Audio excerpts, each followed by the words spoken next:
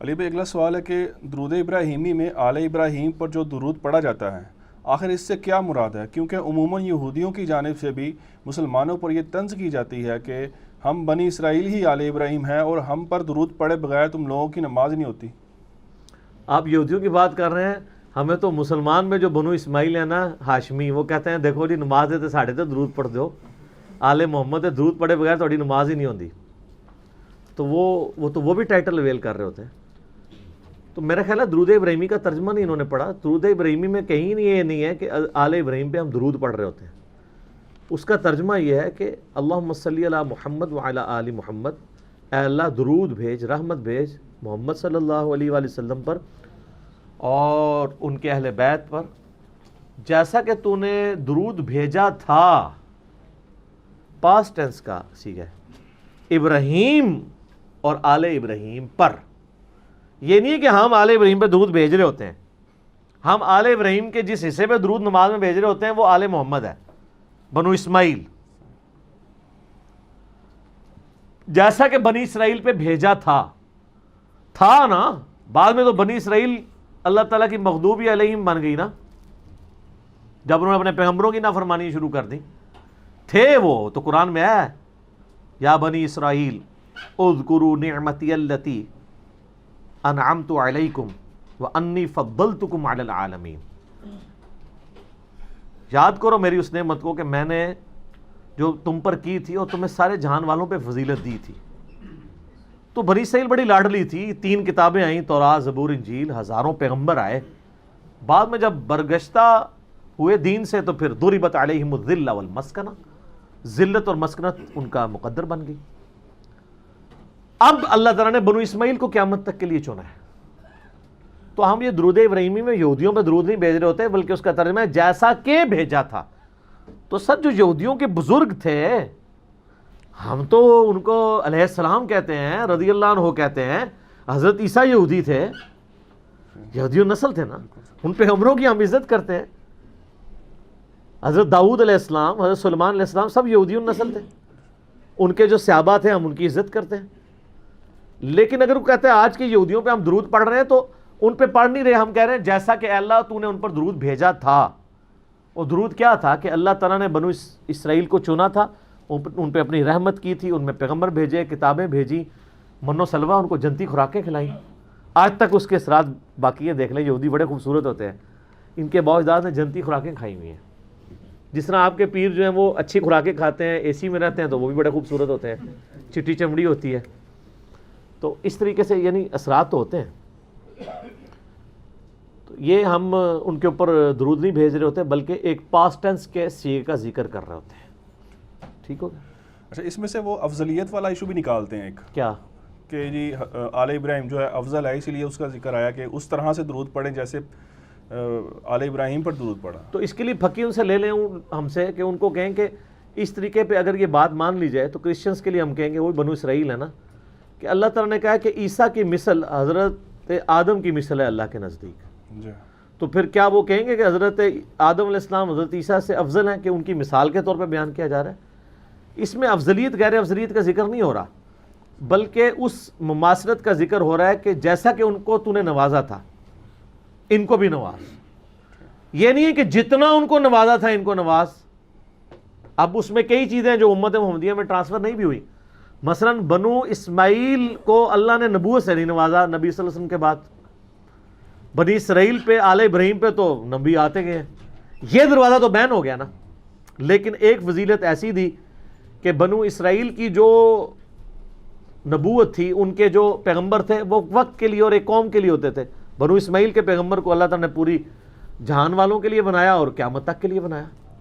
تو جیسا کہ اس میں بات فضیلت کی ہو رہی ہے، اس کی انٹینسٹی کی نہیں ہو رہی، اس کی فارمز کی یا موڈز کی یا کیٹیگرائزیشن کی بات نہیں ہو رہی ہے۔ ٹھیک ہے، تو ہم تو کہتے ہیں، ہم تو مثلا افضلیت دیتے ہیں۔ اگر کوئی دینا چاہتا ہے کہ جی ہم حضرت عیسیٰ سے زیادہ محبت کرتے ہیں نبی علیہ السلام سے بڑھ کے، اور نبی علیہ السلام سے بھی محبت کرتا ہے، تو ہم اس کو کافر تو نہیں کہتے، ہم کہتے ہیں کسی پیغمبر کی نفی نہ کرے، لا نفرق بین احد من رسلی۔ ٹھیک ہے، اگر کرسچن کہتا ہے کہ میں محمد رسول اللہ کو بھی مانتا ہوں لیکن میری زیادہ عقیدت حضرت عیسیٰ کے ساتھ ہے، دین وٹ، کیا فرق پڑ جائے گا؟ یہاں تو سنی شیعہ حضرت علی و بکر کی محبت کے اوپر لڑ رہے ہیں، اس سے کیا دین کو فرق پڑتا ہے؟ اس سے بھی نہیں کوئی فرق پڑتا، اس سے بھی کوئی فرق نہیں پڑتا اس حوالے سے۔ باقی یہ ٹھیک ہے کہ نبی علیہ السلام نے کہا ہے کہ تم مومن کامل نہیں ہوگے جب تک سب سے بڑھ کر نہ ہو جاؤں۔ تو اگر کوئی کسی میں کسی حوالے سے کمزوری پائی جاتی ہے، ویسے کلیم تو کوئی نہیں کرے گا کمزوری پائی جاتی ہے، پریکٹیکلی تو سارے مسلمانوں کے دل میں رسول اللہ کی جو محبت ہے نا، وہ دنیا کی محبتوں سے کم ہی ہے، کیونکہ جب ہمیں چوز کرنے کی باری آتی ہے نا، تو ہم رسول اللہ کی محبت میں گلے پھاڑ کے نعرے تو لگا سکتے ہیں گستاخانہ کارٹونز کے اوپر، داڑھی نہیں رکھ سکتے۔ داڑھی رکھنے سے ہمیں کون سی چیز مانے ہوتی ہے؟ محبت کا تقاضا ہے۔ آج تک یہ جو نوجوان شیشے توڑ رہے ہیں، کسی نوجوان نے آ کے اعلانیہ نیت کی ہے کہ تم نے رسول اللہ کے کارٹون بنائے صلی اللہ علیہ وآلہ وسلم اور ان کی مبارک داڑھی میں بم دکھایا تو میں داڑھی کر آج سے پہلے نہیں رکھی تھی، میں ہوں رکھتا جے، چلو آ جاؤ نالی ٹھوس۔ تو یہ جذباتی ڈاکٹرائن دکھتی ہے، علمی ڈاکٹرائن ذرا مشکل کام ہے۔ ٹھیک ہو گیا۔ اچھا علی بھائی اگلا سوال ہے کہ درود شریف میں آل محمد سے مراد کیا نبی صلی اللہ علیہ وآلہ وسلم کی اولاد یعنی اہل بیت ہیں، یا کہ روحانی اولاد کے طور پر پوری امت ہی اس میں داخل ہے؟ روحانی اولاد تو ہم ہیں، اس میں تو کوئی شک نہیں ہے۔ قرآن میں ہے نا، النبی اولیٰ بالمؤمنین من انفسہم وازواجہ امہاتہم، نبی علیہ السلام مومنین کی جانوں پر ان کی جان سے بھی بڑھ کر حق رکھتے ہیں، اور نبی کی بیویاں امت کی مائیں ہیں، تو لہٰذا نبی علیہ السلام امت کے روحانی باپ ہوئے اور ہم نبی صلی اللہ علیہ وآلہ وسلم کی روحانی اولاد ہوئے۔ لیکن ایز فار ایز درود شریف از کنسرن، تو اس میں آل محمد سے مراد نبی علیہ السلام کی روحانی اولاد نہیں ہے، بلکہ آپ کی بیگوٹن اولاد ہے۔ اور وہ غدیر خم کی حدیث میں زید بن ارقم نے بتایا وہ اہل بیت کون ہے: آل عقیل، آل جعفر، آل عباس اور آل علی۔ ویسے شیعہ تو صرف آل علی کو ہی لے کے چل رہے ہوتے ہیں، لیکن یہ سارے نبی علیہ السلام کا ہاشمی خاندان سب کے سب اہل بیت ہیں۔ درود ابراہیمی میں بھی آل محمد سے مراد اہل بیت محمد ہے صلی اللہ علیہ وآلہ وسلم، وہ قیامت تک جو ہاشمی خاندان ہے، کیونکہ صحیح بخاری میں یہ حدیث ہے کہ صحابہ نے کہا ہم نے آپ سے سلام تو سیکھ لیا، آپ ہمیں وہ درود سکھائیں جو ہم آپ اور آپ کے اہل بیت پہ پڑھیں۔ وہاں آل کا لفظ نہیں ہے، اہل بیت۔ تو آپ میں سے ہم میں سے کون بندہ ہے جو دعویٰ کرے گا کہ میں اہل بیت ہوں، سوائے وہ جو سید ہیں؟ غیر سید تو نہیں کہہ سکتا میں اہل بیت رسول ہوں۔ تو بخاری کے الفاظ ہیں آپ ہمیں وہ درود سکھائیں جو ہم آپ کے اہل بیت پہ پڑھیں۔ تو نبی علیہ السلام نے کہا کہ پڑھو اللہم صلی علی محمد وعلی آل محمد کما صلیت علی ابراہیم۔ تو آل کی ڈیفینیشن نبی علیہ السلام نے خود اہل بیت سے کی ہے۔ وہ کہتے ہیں نہیں دیکھیں قرآن میں آل فرعون کا بھی ذکر ہے، فرعون والے، تو یہاں آل محمد سے مراد محمد والے، تو محمد والے ہم بھی ہیں۔ یہ چیزیں سب اس وقت تک تھیں جب تک نبی علیہ السلام اسے کیٹاگرائز کر کے خود کلیئر نہ کرتے۔ اگر یہ بخاری کی حدیث نہ ہوتی نا تو آپ کرالری کے طور پہ بے شک پوری امت کو بیچ میں شامل کر لیتے، لیکن چونکہ نبی علیہ السلام نے اس کو کلیئر کٹ یہ بات کر دی ہے، آپ سے جو سوال ہوا ہے تو آپ نے اس میں اہل بیت کو ہی شامل کیا ہے، باقی لوگوں کو نہیں۔ باقی تو ہم اس کے ساتھ بہت کچھ لگا دیتے ہیں، وَأَصْحَابِهِ وَعُلَمَاءِ مِلَّتِهِ، وہ بھی بریلوی ہی و دیوبندی ہی۔ ظاہر ہے علماء ملتی جب کوئی بریلوی کہہ رہا ہوگا تو وہ اپنے علماء کو کہہ رہا ہوگا، دیوبندی علماء کو علماء ملتی نہیں کہہ رہا ہوگا، ٹھیک ہے نا جی۔ اور پھر آگے وہ کہتے ہیں اولیاء امتی ہی، اولیاء بھی اپنے فرقے کے۔ تو بس ادھر تک ہی رہے ہیں، اللہم صلی علی محمد و آل محمد، ٹھیک ہے۔ باقی رہ گئے ادر دین اہل بیت جو لوگ فوت ہو چکے ہیں، ان کو ہماری دعاؤں کا حصہ ویسے ہی مل رہا ہے، وہ تو ہم پہ واجب ہے۔ ربنا اغفر لنا ولاخواننا الذین سبقونا بالایمان، اہل ایمان کی نشانی ہے کہ وہ اپنے مرے ہوئے لوگوں کے لیے دعا کرتے ہیں۔ تو ہم دعا جب کرتے ہیں اللہم ربنا آتنا فی الدنیا حسنہ وفی الآخرۃ حسنۃ وقنا عذاب النار، پوری امت کے لیے دعا ہو رہی ہوتی ہے۔ لیکن درود کے اندر آل محمد سے مراد اہل بیت ہیں، بخاری میں واضح موجود ہے۔ اب مجھے کوئی عربی لنگوسٹک کی جتنی مرضی کہانیاں کرائے، اس کا اینڈ رزلٹ تو ہے کہ نبی علیہ السلام نے اس کو ڈیفائن کرنا ہے نا۔ اس طریقے سے اگر آپ رزلٹ نکالنے شروع کریں گے، آپ جو مرضی نکالتے رہیں، عربی لنگوسٹک کے اوپر آپ جائیں گے تو پھر بہت معاملات خراب ہو جائیں گے۔ اصطلاحاً معنی جو چل رہے ہوتے ہیں وہی لینے ہوتے ہیں، اور جب نبی علیہ السلام اس کی خود تشریح فرما دے پھر تو کسی کی جرت نہیں ہے کہ وہ یہ بات کر جائے۔ مثال کے طور پر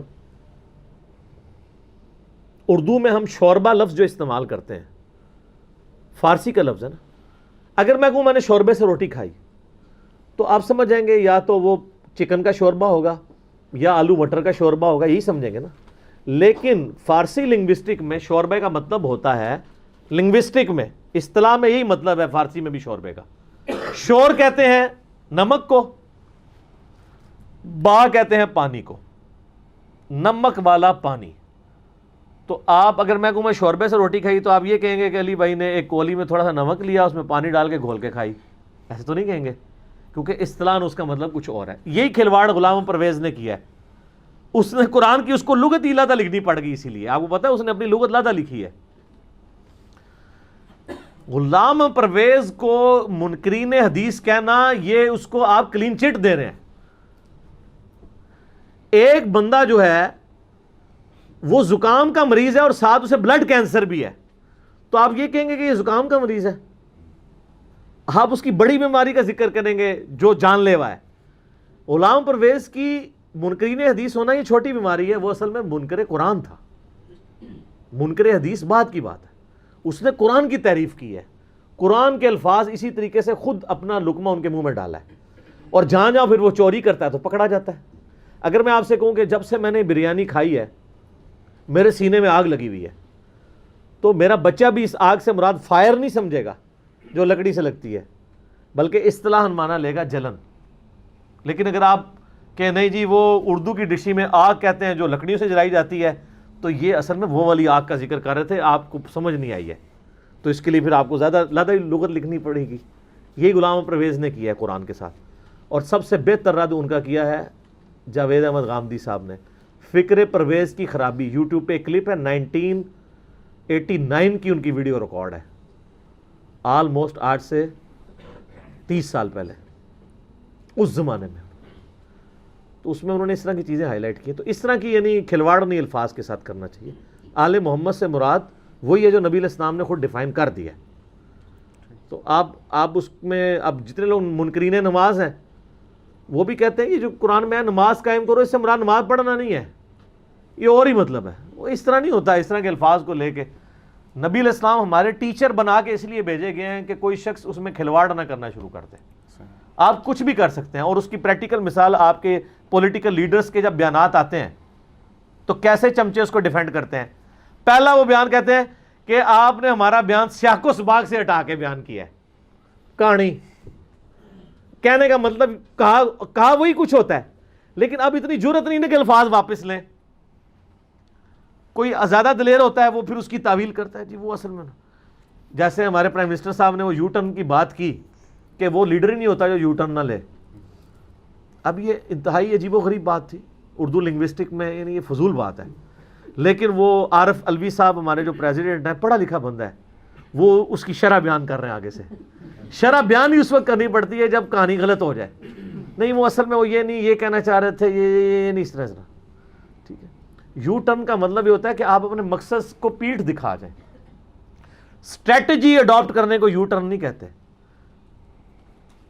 انگلش میں جو یو ٹرن کا لفظ ہے وہ استعمال ہوتا ہے آپ اپنے ہدف سے ہٹ جائیں, یعنی جانا ادھر تھا یو ٹرن لے کے ادھر ہو گئے. لیکن اگر کوئی گھوم گھما کے دوسرے راستے سے وہیں پہنچنے کی کوشش کرے اسے یو ٹرن نہیں کہا جاتا, چینج آف اسٹریٹجی کہا جاتا ہے, اور وہ ظاہر ایک لیڈر کی نشانی ہے. اور یہی تعویل بعد میں پھر ان کے ماننے والوں نے کی کہ وہ یو ٹرن سے مراد وہ والا یو ٹرن نہیں لے رہے تھے, لیکن عرف عام میں یو ٹرن سے مراد وہی ہوتا ہے. یہی ڈاکٹر سرار صاحب نے کیا. ڈاکٹر سرار صاحب اکثر وحدت الوجود, میں کہ سر تسی وحدت الوجود, جب میری ملاقات ہوئی 2008 کے اندر, وہ کہتے ہیں انجینئر صاحب میرا وحدت الوجود وہ نہیں ہے جو صوفیوں والا ہے, وہ ڈاکٹر اسرار کا وحدت الوجود کوئی اور ہے. اور میں نے کہا جی جب وحدت الوجود آپ بول رہے ہیں تو وہی مانا جائے گا جو اسٹیبلش ہے عرف عام میں. لہذا جو ٹرمز ایز اے ٹرمز استعمال ہو رہی ہوتی ہے نا, یا تو آپ جب بیان کریں تو اس کے لیے پھر کوئی اور ٹرم ڈیوائز کریں. جیسے میں نے دیکھیں اپنی ذاتی ٹرمز ڈیوائز کی ہیں. بابی, وابی کے مقابلے پہ بابی, کہ نہ میں وابی نہ میں بابی, میں ہوں مسلم علمی کتابی, بابوں کا دفاع کرنے والا. اب میں نے کسی کی ٹرم تو چوری نہیں کی نا, بابی ایک ٹرم ڈیوائز کی ہے تو مجھے حق ہے. آپ نے اگر کوئی نیا کنسیپٹ دینا آپ اپنی ٹرم ڈیوائز کریں اور وہ پھر بتائیں, لیکن جب آپ وہی والی ٹرم یوز کریں گے پھر اس میں نقصان ہو جائے گا. ٹھیک ہے. اچھا نبی آپ نے اہل بیت کا ذکر کیا، اس میں ایک پوائنٹ ہے وہ کلیئر کر دیں کہ حدیث قصہ کے اندر صحیح مسلم کے اندر جو اہل بیت ہیں وہ وہی ہیں جو پانچتن پاک کا کانسیپٹ دیا جاتا ہے، اور جب کہ آپ نے غدیر خم کی حدیث بیان کی اس میں اہل بیت سے مراد جو ہے یہ دو ڈیفرنٹ چیزیں آپ کمپیئر کر رہے ہیں نا. یہ تو اہل بیت کہا گیا نا دونوں. نہیں وہ تو اہل بیت ہے نا. یہ تو آپ اس طرح کہہ رہے ہیں اگر کسی اور حدیث میں آتا نا اس وقت تو انہوں نے اہل بیت ہونا تھا نا. حضرت حسن حسین کی شادی ہو کے ان کے بچے تو نہیں ہوئے تھے نا, انہوں نے اہل بیت ہونا تھا نا. باقی نبی علیہ السلام کے جو باقی خاندان کے لوگ ہیں وہ اس میں الٹیمیٹلی شامل ہیں. غدیر خم کی حدیث میں اہل بیت, قرآن اور اہل بیت کا جو ذکر آیا صحیح مسلم کی, تو زید ابن ارقم نے خود ڈیفائن کیا نا کہ اہل بیت سے مراد کون سے ہیں, اور اس میں انہوں نے نبی علیہ السلام کی بیویوں کو بھی خارج کر دیا. انہوں نے کہا کہ جو یہ اہل بیت ہیں یہاں اہل بیت سے مراد حضور کی بیویاں نہیں ہیں بلکہ اس سے مراد وہ ہیں جو نبی علیہ السلام کے دودھ کے رشتے کے لوگ ہیں جن پر قیامت تک کے لیے صدقہ حرام ہے, اور وہ ہیں آل عقیل, آل جعفر, آل عباس اور آل علی. اچھا مجھے بتائیں, یہ شیعہ سے ذرا پوچھیں, یہ مسلم بن عقیل اہل بیت نہیں تھے؟ اہل بیت جب وہ کہتے ہیں یہ اہل بیت کے اتنے لوگ شہید ہوئے, اس میں مسلم بن عقیل کو, تو مسلم بن عقیل تو آل علی تو نہیں ہے, عقیل تو بڑا بھائی تھا مولا علی کا. ان کی ڈاکٹرائن میں تو پھر وہ بھی فارغ ہو جائے گا اہل بیت سے, وہ ماننا پڑے گا. تو یہ ان کی بات بالکل غلط ہے. نبی علیہ السلام کے خاندان کی بات ہو رہی ہے.